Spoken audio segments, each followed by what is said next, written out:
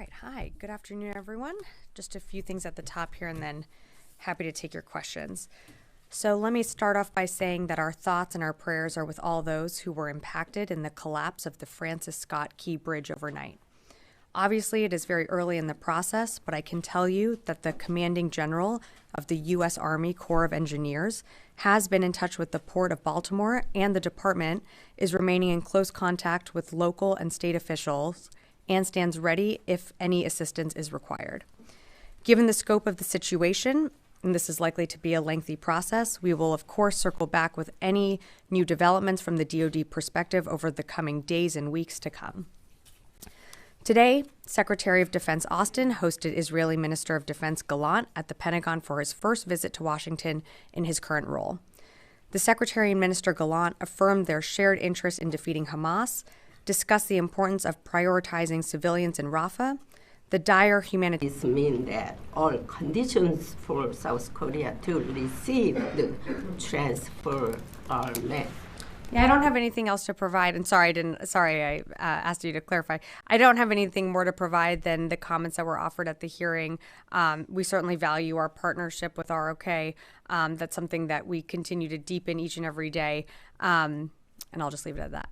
Why he said that kind of issue suddenly this time? Because if not, South Korea not met in conditions, there will not be transfer operation. Yeah, I just don't have more to provide, Janie, sorry. North Korea announced that they are preparing to launch a new reconnaissance military satellite. Do you have anything on this information and how you preparing for North Korea's new satellite launch? Yeah, without getting into intelligence, Janie, as I'm sure you can appreciate, I just don't have a comment. We continue to obviously monitor what happens on the peninsula, but I don't have more to add at this time. I think Russia going to provide technically to... Look, we continue to monitor the relationship between Russia and the DPRK. It's something that certainly concerns us, as the DPRK has provided Russia with military support that it's using to kill innocent Ukrainians, and certainly as Ukraine continues to defend its sovereign territory. But I just don't have more at this time. Yeah. My question is about Secretary Austin's meeting with Japan's National Security Advisor Akiba yesterday. Sure. In addition to the readout, could you give us a sense of what kind of topics were discussed, and especially whether they discussed how to strengthen the command structure of the U.S. Force Japan at the meeting? Yeah, I know this is not going to be a satisfactory answer, but I'm just, as you can appreciate, I'm not going to go too much beyond the readout. The meeting offered another opportunity for us to talk to, our ally in the region, but I would just let the readout stand for what we put out following that meeting. Liz. The Navy is requesting $2.2 billion to Congress to make up for a lack of a supplemental and FY24 not being passed to fill that gap in funding. Can you explain some of the shortfalls that the U.S. Navy is facing through this funding, like shipbuilding, missiles for the ships in the Red Sea? In terms of, I would let the Navy speak to more specific with Minister Galant, but it was at a very high level.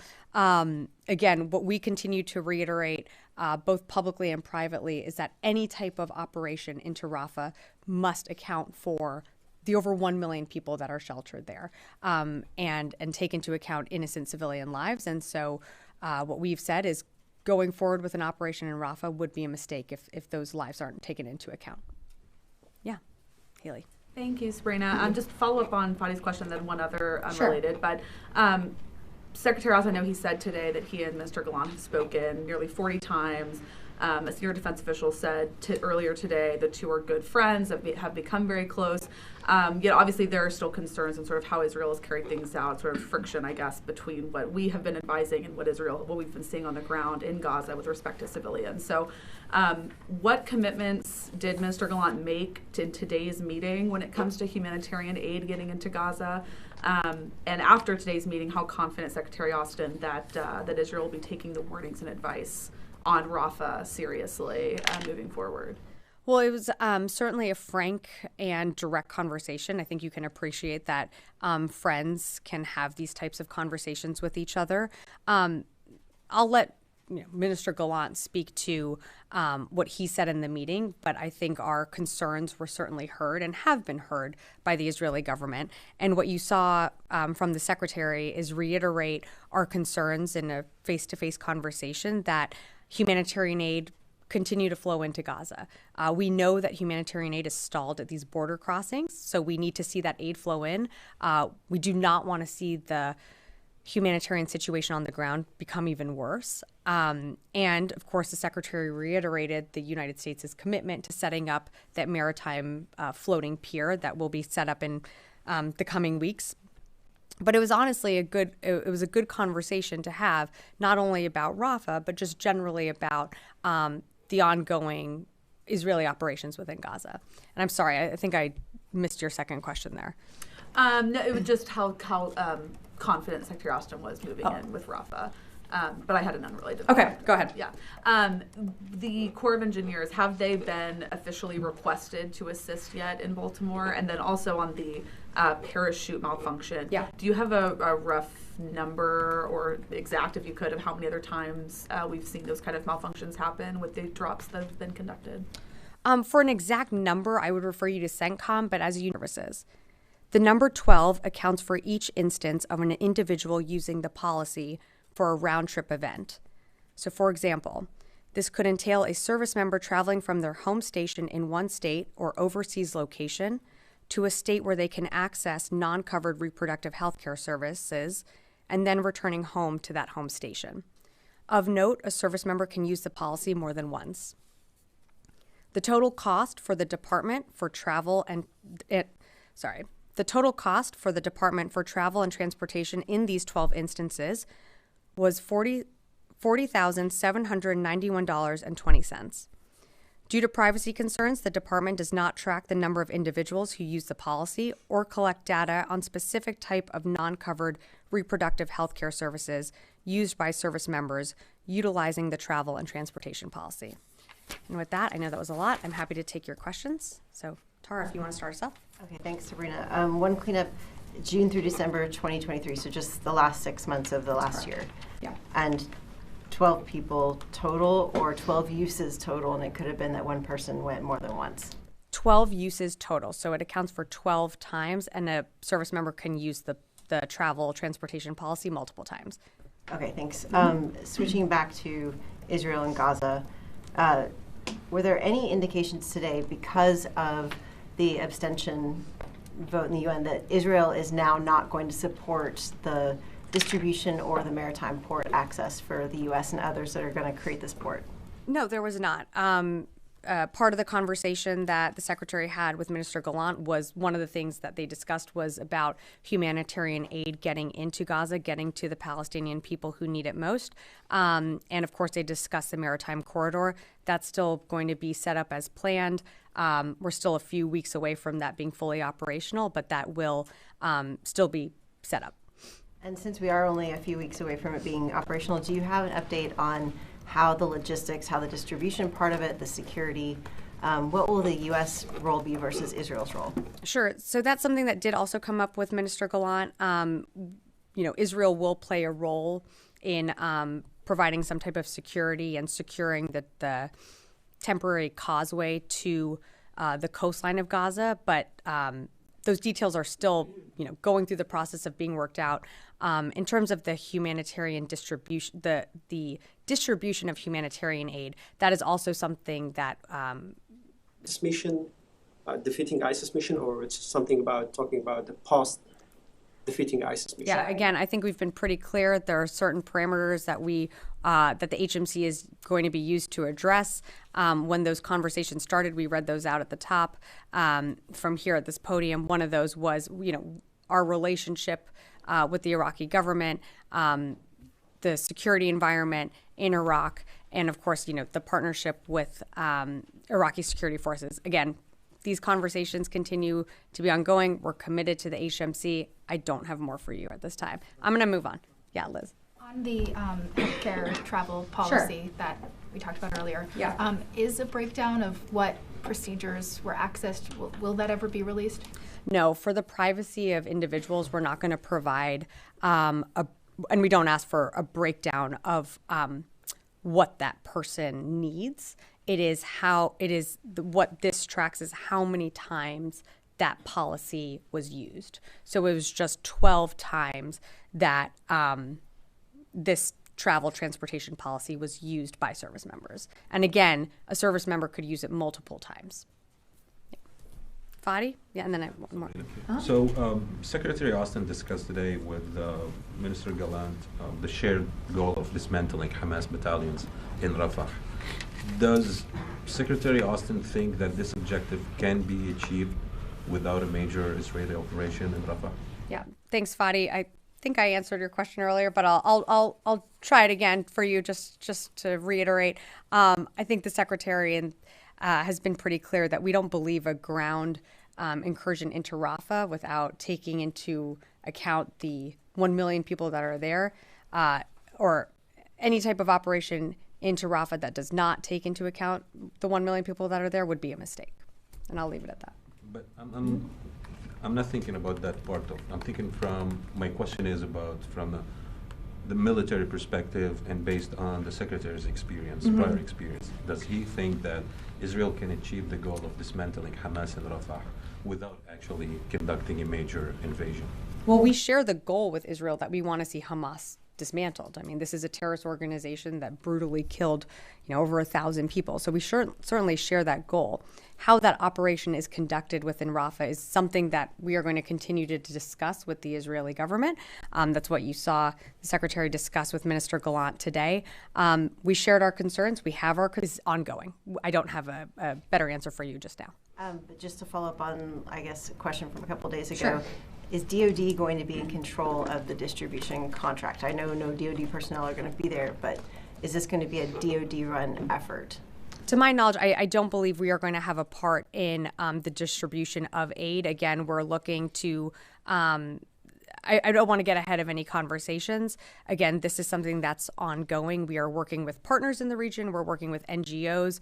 I just don't have a sense of just yet on how that aid is going to be distributed once it comes off of what you're referring to as the causeway into Gaza. I just don't have more to provide at this time. Idris.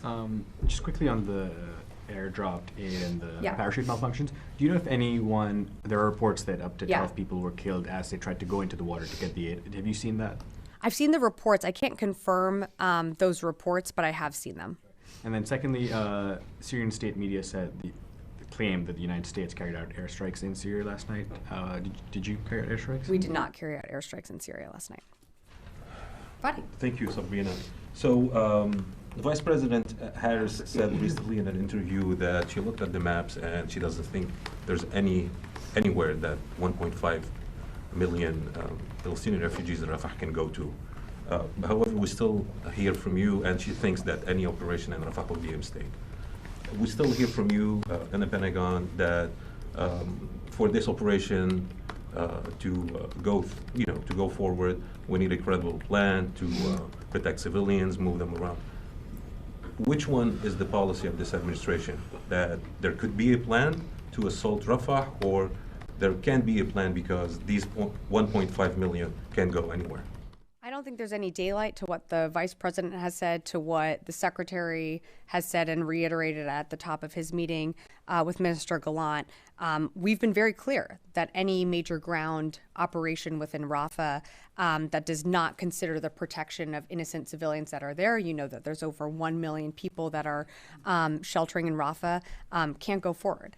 So we've been very clear. I think the vice president made that very clear. And that's what you saw the secretary also reiterate in his meeting with Minister Galant, and something that I read out at the top of at this briefing. Did the secretary hear any plan from Galant about potential operation in Rafah?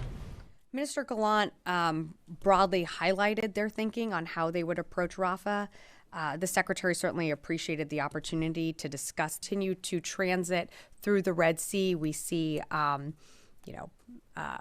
a significant amount of commerce that continues to flow through the Red Sea. This is an incredibly important passageway for ships and for commerce. And through Operation Prosperity Guardian, we continue to stand by and uphold the freedom of navigation. You see that being done almost every single day, and we're very proud of our efforts there. Okay, yeah. For 2000, Italy. So we have Cardinal Zuppi, the Secretary of State for the Vatican, traveling to Moscow and then Ukraine and then here in Washington in the past month, tried to set up, to do an intense diplomatic action to find peace, but nothing really moved. And then we have the Pope a few days ago talking about a white flag in Ukraine. So like, in a way that Ukraine might need to give up a little bit to go toward peace. So what's the Pentagon believe that the role of the Vatican should be in finding peace, or if there is any comment from the Pentagon? You know, I don't really have much to add here. All I can tell you is our efforts when it comes to Ukraine. Should we get a supplemental package from Congress, we are going to continue to arm Ukraine with what it needs on the battlefield as it continues to fight for its sovereign territory. So there's no the role of the Vatican. You know, yeah, I can only speak on behalf of the department, and sure. Now it's about Poland. Okay. What Poland said about shooting missiles from Ukraine, from Russia. It was on the news in Europe. What is the position of the Pentagon about a foreign state like Poland bring the NATO maybe in a war if they shoot a missile from Ukraine, from Russia on Ukraine? I'm trying to follow. I haven't seen exactly what you're being referenced. What I can tell you is that what this administration has said repeatedly is that we will defend every inch of NATO. Should a NATO ally be attacked, we certainly don't want to see that, but we will defend every inch of NATO. Our priority right now is making sure that Ukraine has what it needs on the battlefield. As you know, we pushed out an emergency presidential drawdown authority a few weeks ago to give Ukraine an urgent need of security assistance. We are hopeful that Congress will pass a supplemental. Last week we put out, CENTCOM put out in one of their statements that I believe 5 bundles had a similar malfunction and that the parachutes didn't deploy. But for more specifics, I would direct you to them. And then in terms of, I'm so sorry, your Army Corps of Engineers. So we are in touch with state and local officials. We haven't received, or the Army Corps of Engineers hasn't received an official request. I believe right now the focus is really on search and rescue. But once we receive those requests, we'll keep you updated in the coming days and weeks as, those requests come in and the mission could change. I'm going to go to the phones and then happy to come back in the room. Jeff Schogel, Task and Purpose. Thank you. I'm just routine check. Is there anything different about the U.S. footprint in Niger? Have any U.S. troops left? Has anything changed? Thanks, Jeff, for the question. No updates and nothing new since we last spoke or briefed earlier this week. Next question from Sam, USNI News. Hey, Sabrina. Are y'all seeing any additional action from the Houthis in the Indian Ocean? That was a big threat that they had made in the last couple of weeks, that they were going to be expanding operations to threaten merchant shipment out there. And then have y'all had any determination about whether the strike on the Chinese ship by the Houthis was intentional or an accident? Thanks. Thanks, Sam, for the question. In terms of expanding Houthi operations into the Indian Ocean, I would direct you to them to speak to that. We have seen mainly their efforts focused into the Red Sea, the Gulf of Aden, and that BAM area. But again, we continue to monitor the threats from the Houthis. You've seen us conduct dynamic strikes when it comes to seeing their capabilities present themselves. You saw we've done that, pretty much on a consistent basis. But again, I would direct you to the Houthis to speak to any change in their posture or operations. In terms of the PRC ship, I can't say that they knew or didn't know that that was a Chinese ship or flagged. What I can say is that we saw very publicly that they said that they were not going to attack PRC or Russian ships, and yet they did. So just another reminder that we have more than 50 countries with equities that can fix on that. What I can tell you is that, we operated under a short-term CR or, multiple CRs for, I think, over 6 months, which certainly set us back not only in what we were able to spend, but in new programs that we were able to start off. Essentially, operating under CR is like operating with one arm tied behind your back. You're just not able to do it effectively. And so for more specifics on, what the Navy is looking for and for their programs, I would direct you to them. But just broadly speaking, we are 6 months late into having an FY24 budget. We're heading into FY25. So you'll appreciate that, you've seen many people testifying on the Hill in terms of their posture hearings. We still don't have a supplemental. So all I can say is that we continue to urge Congress to give us an on-time appropriations. Yeah. Louis. Going back to Baltimore, there have been no requests from any of the other services, and has the Maryland National Guard been providing any kind of assistance as well? Well, for the Maryland National Guard, I'm not, I would direct you to Maryland to speak more to that. From a department standpoint, we haven't received formal requests yet. We're in touch, as I mentioned, the commanding general of the Army Corps of Engineers is in touch with the Port of Baltimore. Right now, the mission that they are focused on is really search and rescue. As things develop and change, when we get those requests, we'll keep you updated in the coming days and weeks on what our assistance looks like. And going back to your opening statement about the healthcare numbers for out-of-state visits. Yeah. I think the Secretary instituted that policy in October of 2022. Your numbers are from June to January, is that right? So the numbers are, what I read out was approximately 6 months, and it was from June through December 2023. So this follows, sorry, go ahead. These numbers from January to June 2023? Or is this the first time that you're disclosing these numbers? This is the actual travel policy, when it was announced, you might remember, followed the Dobbs decision. Services had around August to start implementing how they would track these policies. But some were able to do it, earlier than that formal deadline. So that's why this is approximately a snapshot between June and December 2023 of that reporting period. Tara. Humanitarian situation across Gaza and threats to regional security. The Secretary stressed that the United States and Israel have a moral imperative and a shared strategic interest in safeguarding civilians, noting that any assault on Rafa should not proceed without a credible and implementable plan that ensures the safety and humanitarian support for civilians sheltering there. The Secretary also urged Minister Galant to expand entry points for humanitarian assistance and address distribution challenges inside of Gaza. He also reiterated the department's commitment to establish a temporary maritime corridor to provide humanitarian assistance to the people of Gaza. Separate but related, between March 2nd and today, U.S. Central Command has conducted 17 assistance airdrops into Gaza, with more than 470,000 culturally appropriate pork-free meals and over 8 tons of food items such as rice, flour, pasta, and canned food. As always, safety is a top priority when planning these airdrops. Of note, during yesterday's humanitarian airdrop, which included approximately 80 bundles, 3 bundles were reported to have had parachute malfunctions and landed in the water. It is important to note that drop zones are chosen to mitigate potential failures of parachutes to deploy. These humanitarian aid drops occur over water, and the wind causes the bundles to drift over to land.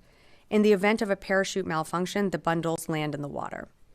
While only one part of the broader humanitarian effort, these airdrops are an expedient means to deliver critical aid to Gaza. As you've heard us say, we are exploring other options to increase the flow of aid with our partners, including the Maritime Corridor, which we previously announced.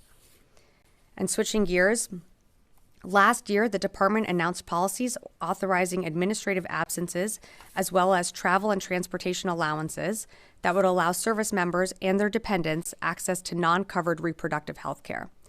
This type of care includes non-covered abortion and assisted reproductive technology, such as in vitro fertilization, ovarian stimulations, and egg retrieval. These policies ensure that service members and their families are afforded the time and flexibility to make private healthcare decisions, as well as supporting access to non-covered reproductive health care regardless of where they are stationed. Today, we are releasing data of the cost and usage of these policies from June through December 2023. For the travel and transportation policy, the policy was used 12 times to access non-covered reproductive health care. I'm sorry. Wait, hold on. Sorry. Did you have a follow-up? No, that's it.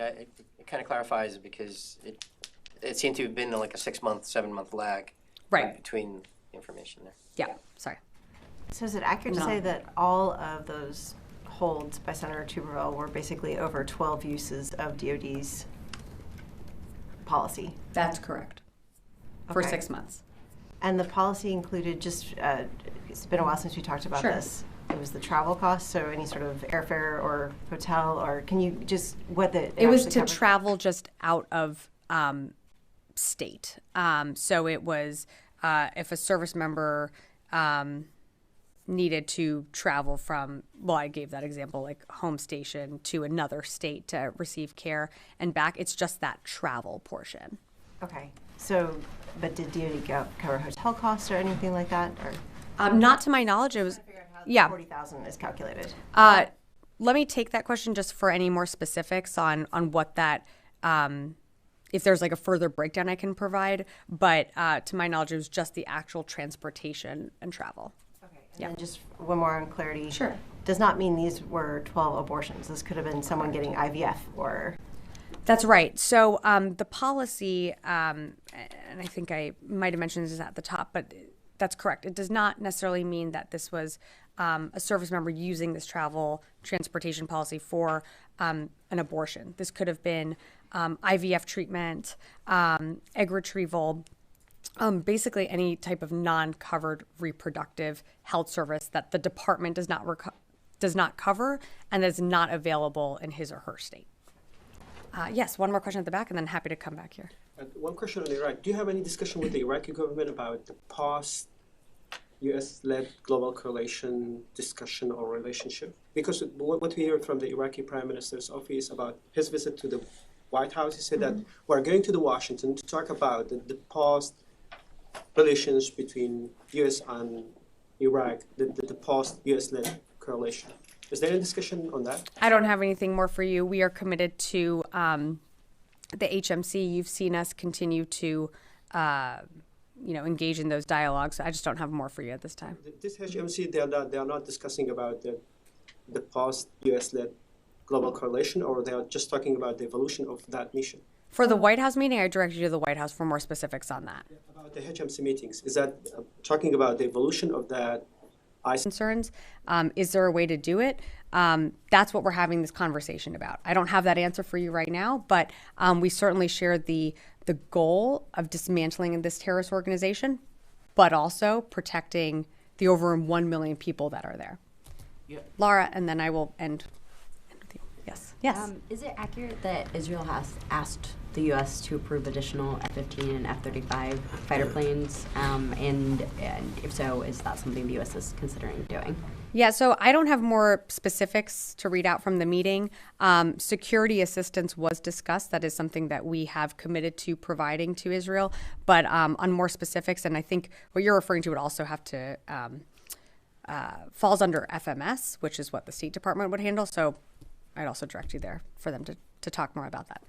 Last question over here. Sure. About the Baltimore breach, there was some report about potential cyber attack on the ship. Does the DOD rule that out or investigating? I just don't have anything for you on that, unfortunately. I saw some of those reports, but I can't confirm those. All right. Thank you, everyone. Thank you.